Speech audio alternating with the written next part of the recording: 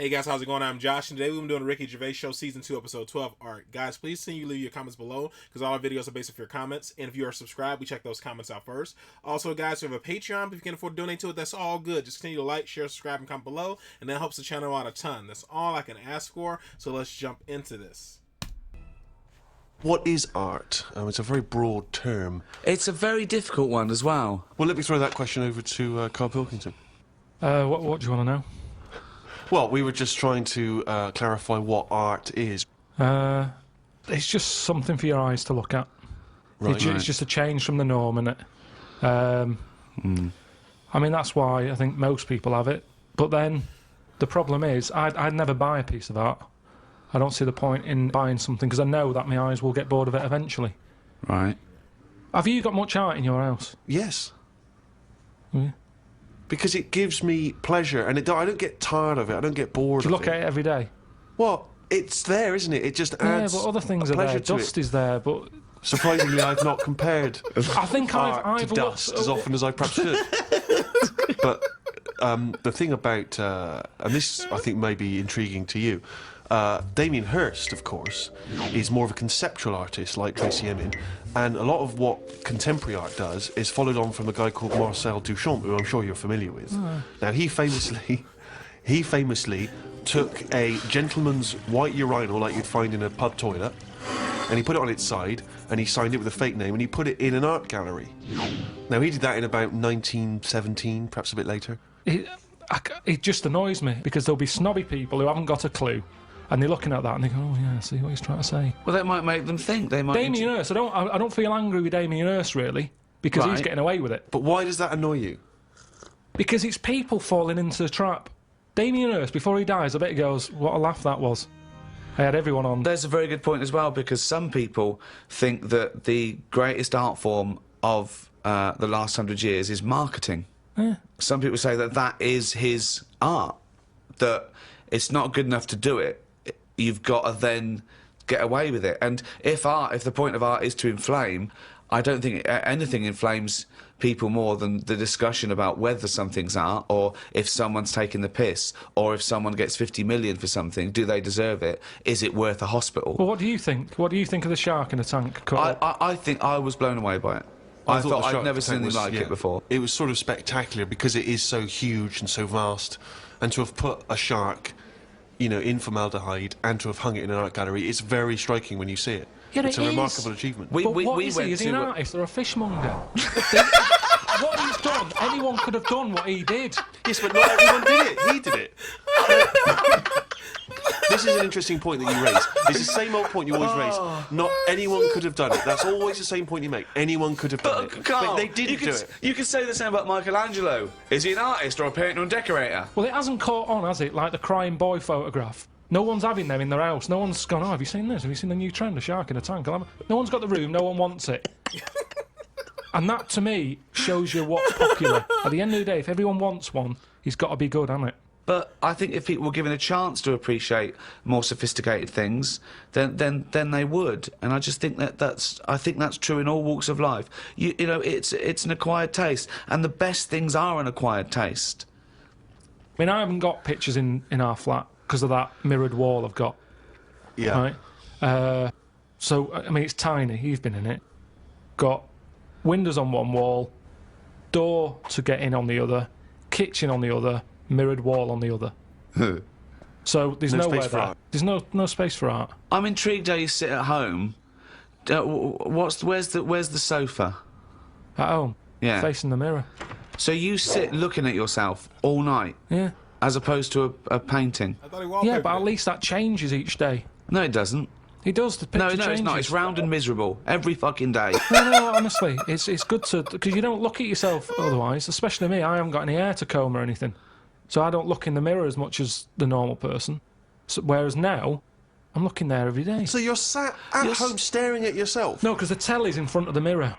But are you not distracted by yourself? Yeah, you do. When the adverts are on, you look up, and if Suzanne's sat next to me, I tend to talk to her through the mirror. So why don't you look at her when you talk to her? Well, you don't have to turn your neck or anything. There's no neck usage going on. I can just look forward. I look at the telly, lift the eyes up, look in the mirror, look at me, look at her. look back at you we're in the used mirror. to it. There's nothing wrong with that. It's like there's more people in the room in a way. It's like, And they're further away. there's nothing odd about that. Why wouldn't you use... It doesn't matter. Your Sorry, eyes, remember, your why eyes wouldn't are you still... talk to your girlfriend via a mirror all the time? Is that your question? Well, no, I think it's quite normal. If your head is facing a mirror where you can see everything in that room, remember, it's a small flat, I can see everything that's going on in there without moving my head. Stephen Hawking would be well happy. So I can look forward, she's sat next to me. If I'm watching the telly, I can say something. Now, she's getting the sound from me still because she's sat close. Yeah. But yeah, we're further away, but things look better from a distance anyway. So that's how you managed to keep this relationship alive. Maybe. You're such an odd little man. But no, it's not odd. You see, there was a woman on the estate who did use... have I told you about Miss Piggy before? No. It rings a bell. Go on. I think I told you ages ago, it's this fat woman who used to be on the estate. She had a three-wheeler bike. And her Push husband... bike, pedal bike. Yeah, like a tricycle thing, but a big one. Right. She used to sit her husband in the basket in the back. Cycle about, what have you. Yeah. She was known as Miss Piggy. Anyway. Oh, is this the one that she used to beat him up so your dad pretended to be a policeman? Yeah, that's it. Anyway, well, the way she used to communicate, she used to always go in quick save and nick biscuits. And if anyone went up to her to say, stop nicking the biscuits, she'd pull out like a little mirror out of a bag and she'd look in it, but talk to you via the mirror. Oh, man. What? So she's insane. It's weird, isn't it? It's It was really weird. Like, It used to scare me. It's like a Salvador Dali painting. You exist in there. Yeah. It's really, really So weird. hang on. So she used to talk to people through the mirror because she was mental. I couldn't sit, watch the telly, and look at me watching the telly in the mirror all night. No, That's no, weird. that would be Why? really weird. It's really weird, Carl. I'd be very conscious of myself. No, I Conscious of the think way it I'm gives you, sat. it gives you confidence and that. And if you are Gives you sort of... confidence. Well, yeah, because you're seeing yourself more and you pick up what habits you do and stuff like that. So what have you changed through your viewing of yourself? I sort of grew a beard the other week, just something different to look at for a bit. And then you get sick of that. It's like a piece of art. Change that, have a bit of a shave. Can you see the back of the telly in the mirror? A little bit, yeah.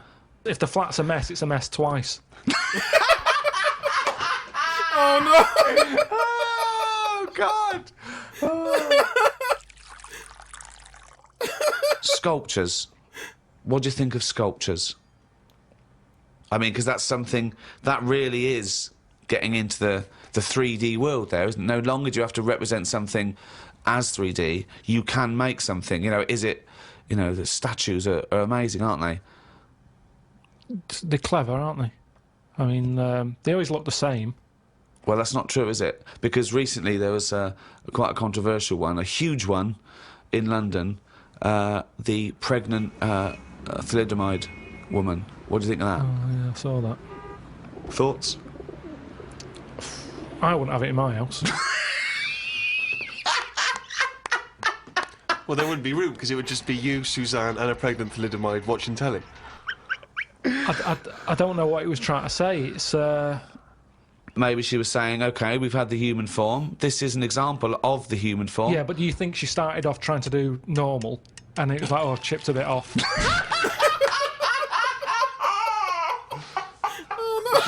One of the arms got chipped Well, off. it makes you wonder, doesn't it? And why? You see that square, Trafalgar Square, you've got that. Nelson's column, he's got one arm and a leg missing or something and a patch over his eye. Then you've got the thalidomide. Why can't they just do a full person?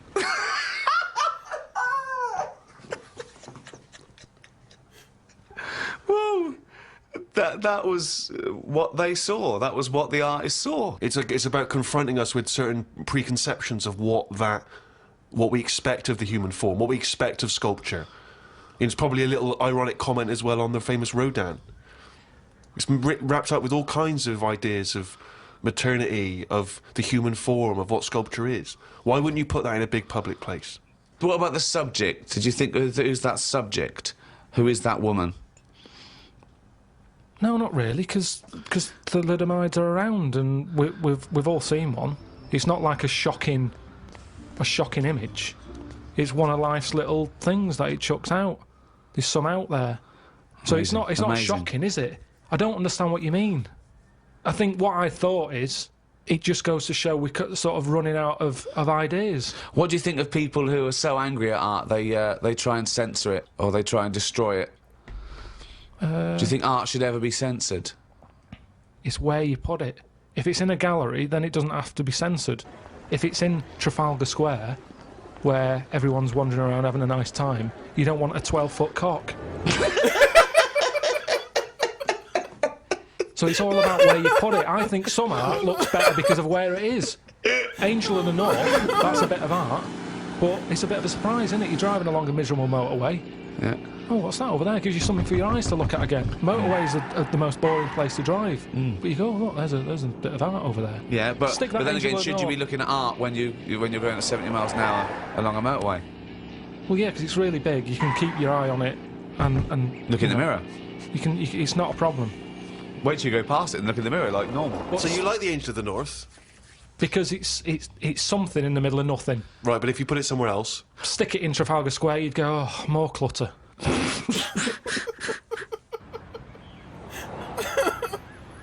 I remember we were shown the cartoon version of Animal Farm when we were about like 15, 16.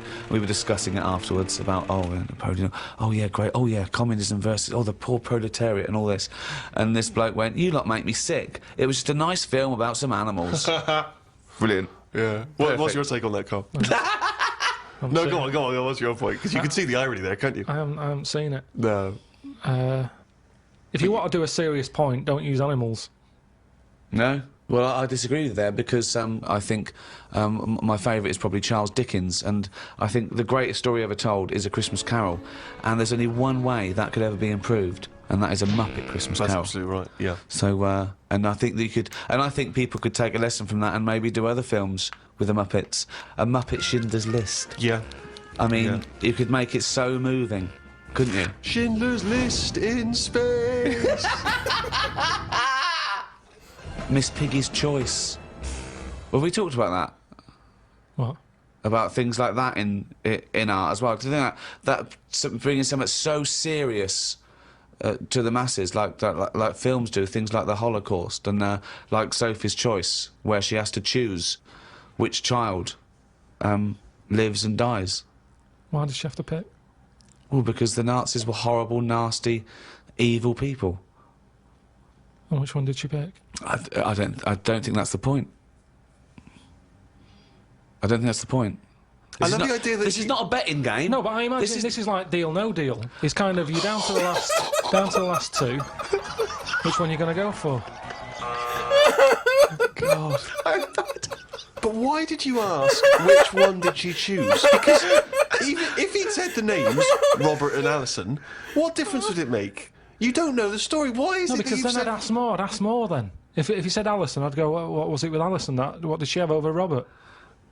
That's what films are meant to do. You question it. Whenever I watch a film with Suzanne, I always say at the end, what was going on there? Oh, That's because you're an idiot. That's because you've just watched Muppet Christmas Carol and you can't understand why a frog's able to talk. I'm all for films with a good storyline. Yeah. Brilliant. That's a perfect point. One extraordinary point. He's going to follow this up, mate. He's going to follow He's got this up. something there. He's got Come something on, here. Carl. Go on then. What's your No. take on films? Films are really good. You can get lost in them. Right. And You like one with a good story? I mean, whenever anyone asks, it's always the same. It's Elephant Man. It's Kez. Mission Impossible 2. Mission Impossible 2. These are what you consider the great works No, I'm of just film saying art. these are ones that I've enjoyed recently. There's so many films that I haven't seen, yet you always say, oh, have you seen so-and-so? You Well, love Mission it. Impossible 1. There's good news for you. 3's out. That's true. One of the most striking art exhibitions that I ever attended, Carl, was an exhibition of outsider art. Something I'm sure you're very familiar with. Outsider art, of course, is work that is made by people who are often institutionalised for mental health problems, or they are just incredibly, the people who aren't in any way part of the art establishment. Well, right up to psychopathic murderers, clinically insane mass murderers. would count as outsider art. I went to an outsider art exhibition in New York. It was incredible, and I bought a painting of this guy. He's a chronic schizophrenic, and he paints in tar, like road tar, that he gets from roads, and he paints in that on wood he finds in sort of skips. And it's incredible, because it's sort of like scratched in, and it's amazing. And there's this thing of Jesus being helped down off the cross. Admittedly, I was walking around there going, this is fucking mental. And James was going, you've got to stop saying that. Because, of course, some of the people are mental. And there was one bloke who done a sculpture of a skull, right? And underneath, it was like a little head with his teeth. Underneath, he'd put a sign that said real teeth. Where did he get the real teeth from? What I think is interesting about that is how much therapy it provides for these often mentally unstable people, which is another important value of art, of course. People's self-expression, people being able to give a little piece of themselves through their work. Do you not see any value in that? How do you express yourself? Whistle. You whistle. Yeah, I found over Christmas I whistled a lot more than I usually do. And I think that was just freedom. What do you mean freedom? Right, freedom. expand on this point, if you would. Well, that's what art is, isn't it? It's you being free of all the world's heaviness on your shoulders. See, that's a great quote, that. That's great, that. For art is freedom. I love that, because I think you've really hit on something there. Would you include the free of all the world's heaviness? Well, I know what you meant. I know what you meant there. Would you include that one in it? I mean, I would include the world's heaviness in my freedom. You know, some artists are attracted to the dark side, the heaviness of the world. But I just want to return to you whistling as your artistic expression of freedom. I mean, why did you find yourself whistling more? That's what was weird. So just take us through a typical day. When would the whistling begin? So this was that you spent Christmas down in Kent with Suzanne and her parents. Yeah. Yeah. Could I suggest something? Your freedom was thinking, I'm in my own place now, I'm going to annoy them. Well, it was mainly... It's when we were playing Scrabble. And they were taking ages to have their go. And couldn't have the radio on because the boiler affects the radio. You've got boiler problems down in Kent as well? It works. It just gives something off. Every time it kicks in, the radio goes all staticky. Right. So I just was sort of supplying the soundtrack. And what kind of things would you be whistling? It was like... I just sort of did a whistle medley. It was going from one thing to another. A Wedley. And a man was impressed. She was like, oh, you can whistle, can't you? I was going, yeah. And then she was saying, how loud can you go? I was just doing all different levels. Sorry, this sounds like a scene from One Flew Over the Cuckoo's Nest. The boiler's setting off the radio. I can whistle. Oh, you're a good whistler, aren't you? Oh, yeah, Scrabble. Talk about outsider art. I love the fact that Carl's life is like living in a home when you're in your 80s. Yeah. But you felt that this was your way of expressing yourself. I just found it odd because I don't whistle that much. I think just because I think I'm fed up most of the time when I'm in London, and you don't whistle when you're fed up. Whistling's a happy thing. You never get an angry man suddenly breaking into a Well, whistle. the people who aren't whistling are usually pissed off. But yeah, the bloke who's whistling, it's like it's the least. He's the least annoyed person in the room when someone's whistling. Same as holding a drill. The only person that noise doesn't annoy is the bloke who's drilling. Everyone else wants to punch his face in. Same with whistling.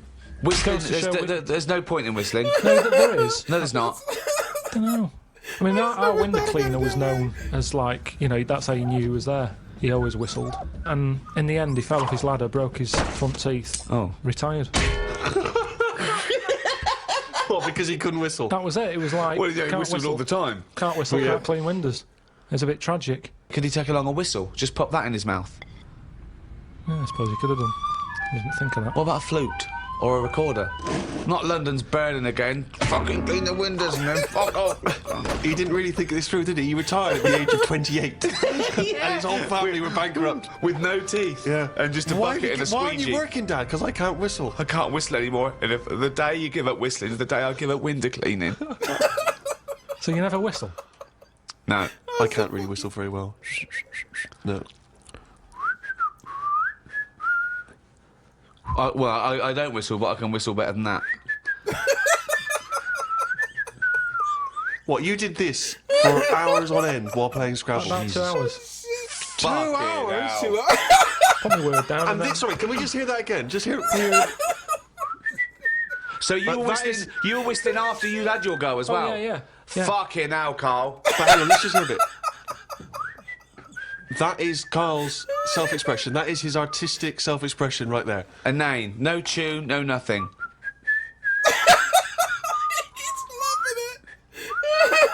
There's mental patients who have smeared canvases with shit who have expressed more than you have in that. Yeah, but it's not about other people. I'm not there to please other people.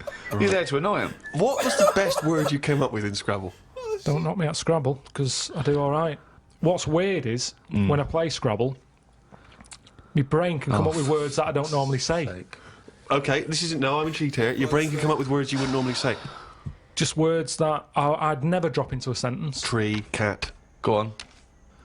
Squirm.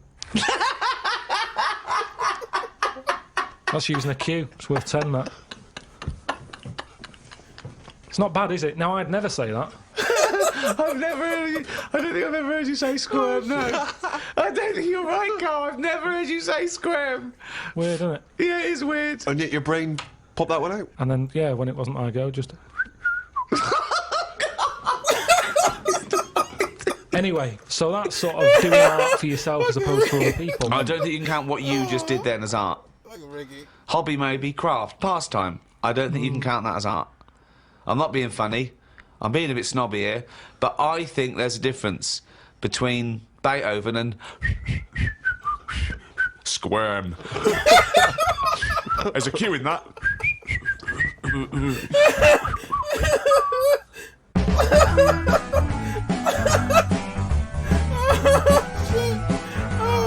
I didn't realize it was almost over. I was waiting for like a diary entry. Oh, that was good. Oh shit! Oh, they really made Carl out to be like a huge pest when it comes to like the whistling and stuff like that. Jesus Christ! Oh, poor Carl. Oh shit! Actually, this is why I think this is why he wanted. I don't want to say it's a first, but I always enjoy them all together in general when it comes to like their commentary and stuff like that, and when Ricky is like poking fun. But I think this is the one that I laugh more at Ricky and Steve's commentary than like Carl's statements. I think I could be wrong, but yeah, I enjoyed this episode. This is really, really good. Except for the shark bit and stuff like that. But yeah, I think I laughed more at Ricky and Steve's like their statements and commentary more than the stuff that Carl was saying, or when he said something and Ricky's laugh just really like stood out, and their commentary stuff stood out a lot more in this episode. I really enjoyed this. This was good. It was funny. Still very sad that Eddie the Bride has ended. That stinks. But at least there's the moaning of life. I almost said the moaning for life. The moaning of life. At least there's that. Start checking that out soon. Hopefully it doesn't get blocked. If not, it might have to be heavily edited. We will see how I go about it and how I can figure out how to get on there. But I've heard from several people that it gets blocked on YouTube. Not playing any games. I'm guessing. I'm assuming it's probably a different person handling the copyright. Right? With this is Passion Distribution. I forget who it is with this one. They just take the money, but they allow it to upload. We'll see if Idiot Abroad does the same thing. It's probably a different network or a different company that handles the copyrights. All right, guys, that is all for this one. Hopefully you guys are happy, safe, and healthy, and I'll see you in the next one. Later.